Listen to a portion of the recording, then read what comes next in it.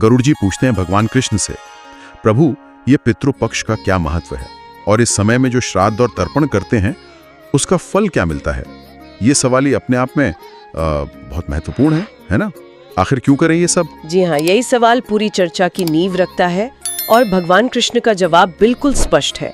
वो कहते हैं, गरुड़ सुनो, पितृपक्ष का ये जो समय है ये अत्यंत पवित्र है, पुण्य देने वाला है। ध्यान दीजिए, वो इसे सिर्फ एक सामान्य समय नहीं कह रहे हैं बल्कि अत्यंत पवित्र काल कह रहे हैं।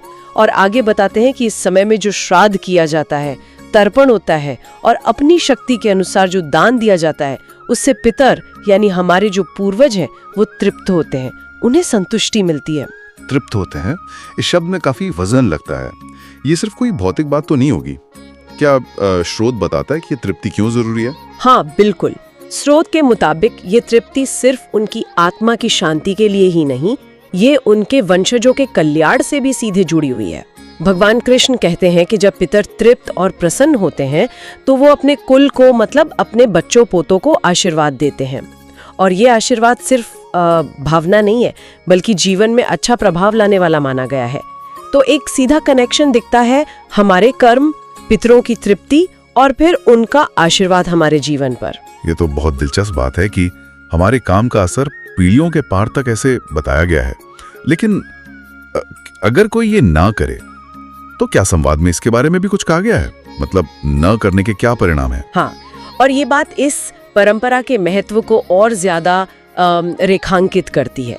भगवान कृष्ण साफ कहते हैं कि जो व्यक्ति पितृपक्ष में अपने पितरों के लिए श्राद्ध कर्म नहीं करता, उसका जीवन एक तरह से अधूरा या कह सकते हैं निष्फल माना जाता है। स्रोत में तो काफी कठोर शब्द है, उसका जन्म सफल नहीं होता। ये दिखाता है कि इसे कितनी गंभीरता से लिया जाता था।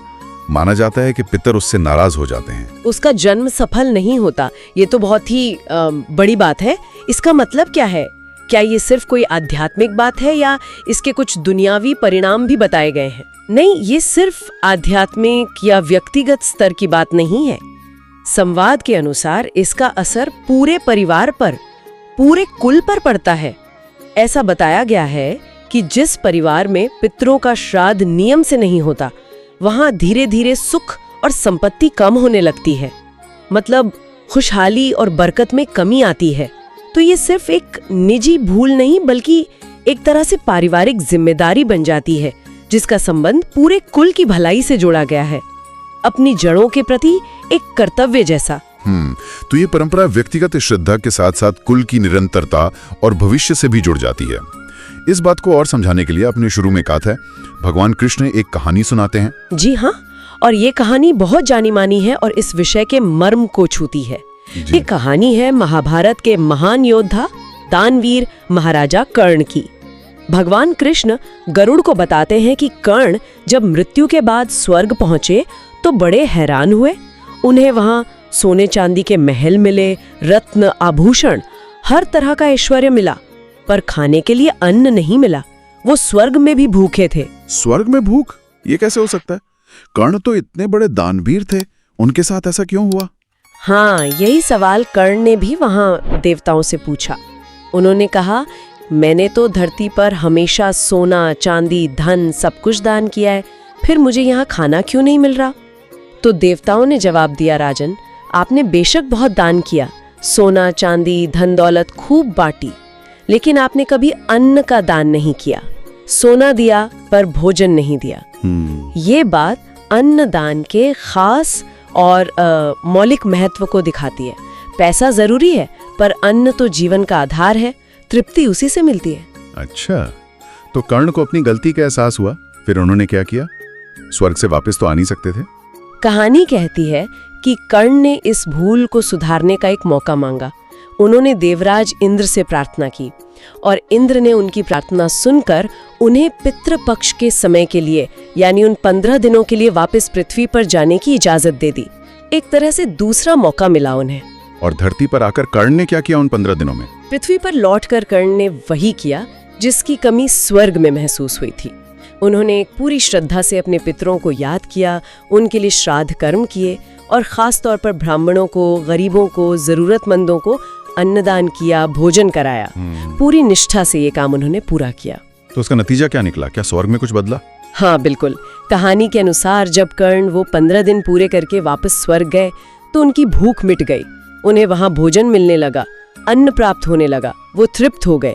तो ये कहानी पितृपक्ष में श्राद्ध करने और खासकर अन्नदान करने की अहमियत को बहुत ही प्रभावशाली ढंग से बताती है। सही। ये समझाती है कि पितरों की शांति और तृप्ति के लिए अन्न और जल का दान कितना जरूरी है, चाहे कोई कितना ही बड़ा दानवीर क्यों ना हो। हाँ, कर्ण की ये कहानी वाकई अन्नदान के महत्व को बिल्कुल साफ कर देती है। इस कहानी के बाद कृष्ण भगवान वापस गरुड़ को पितृपक्ष के लाभों के बारे में बताते होंगे। जी बिल्कुल।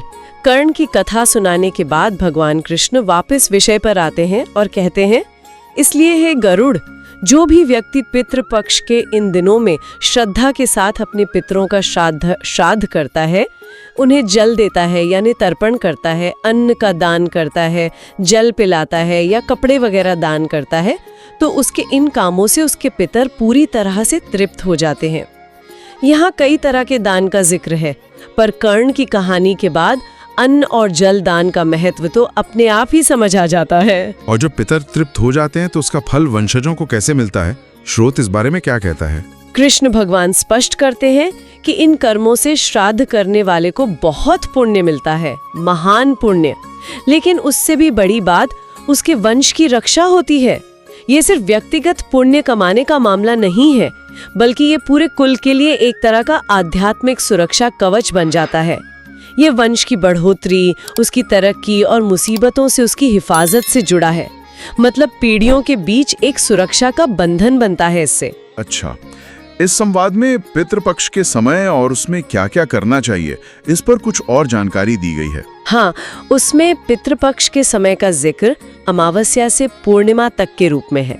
हालांकि हम जो मानते हैं वो भाद्रपद महीने की पूर्णिमा से शुरू होकर आश्विन महीने की अमावस्या तक होता है ना? वो 15 तिथियां। शायद स्रोत में जो कहा गया हो वो किसी अलग गणना या व्यापक अर्थ में हो, पर मूल भाव वही है कि ये एक विशेष समय है।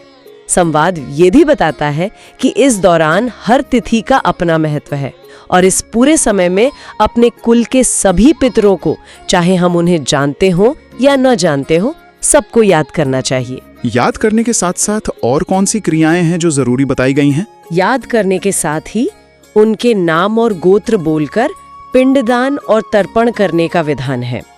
पिंडदान मतलब जैसे पके चावल या जौ के आटे के गोले बनाकर पितरों को अर्पित करना। ये उनके सूक्ष्म शरीर के लिए भोजन जैसा माना जाता है। और तर्पण यानी जल देना, जिससे उन्हें प्यास बुझती है, तृप्ति मिलती है।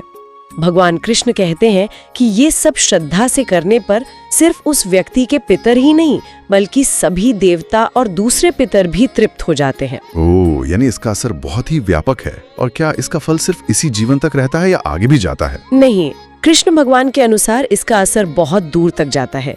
वो कहते हैं कि ये पुण्य कर्म करने वाले का न सिर्फ इस जन्म में भला करता है, बल्कि उसके अगले जन्मों का भी कल्याण करता है। ये सीधा कर्म के सिद्धांत से जुड़ जाता है कि हमारे आज के काम भविष्य का निर्माण करते हैं। ये दिखाता है कि पितरों के लिए किया गया ये काम कितना गहरा और स्थायी महत्व रखता है। तो ये एक सालाना रिचुअल होते हुए भी इसके परिणाम जन्मों तक जाते हैं। इस पूरी बातचीत के आखिर में क्या भगवान कृष्ण कोई सार या अंतिम संदेश देते हैं गरुड़ को? हाँ, वो पूरी बात का निचोड़ बताते हुए कहते हैं, हे गरुड़, जो व्यक्ति श्राद्ध और पितृपक्ष के नियमों का नित्य अनुष्ठान करता है, यहाँ नित्य अनुष्ठान का मतलब शायद हर साल नियम से, श्रद्धा से करने से है, उसके घर में कभी धन धान्य की कमी नहीं होती, उसकी आयु लंबी होती है, उसे अच्छी संतान मिलती है और उसके जीवन में सुख संपत्ति हमेशा बनी रहती है। ये तो सीधे सीधे भौतिक और पारिवारिक जीवन के सुखों से जुड़ा हुआ आशीर्वाद है। हाँ, ये तो बहुत स्पष्ट रूप से फायदे बताए गए हैं। क्या कोई और भावनात्मक या आध्यात्मिक पहलू भी है इस आखिर के संदेश में? जी हाँ, एक बहुत ही सुंदर बात कही गई है। कृष्ण कहते हैं कि ऐसा श्रद्धा से कर्म करने वाले व्यक्ति के पितर स्वर्ग लोक में बैठकर हमेशा खुश रहते हैं और लगातार उसे और उसके परिवार को अपना आशीर्वाद भेजते रहते हैं। ये एक तरह से कृपा की निरंतर बारिश जैसा है जो ऊपर से होती रहती है।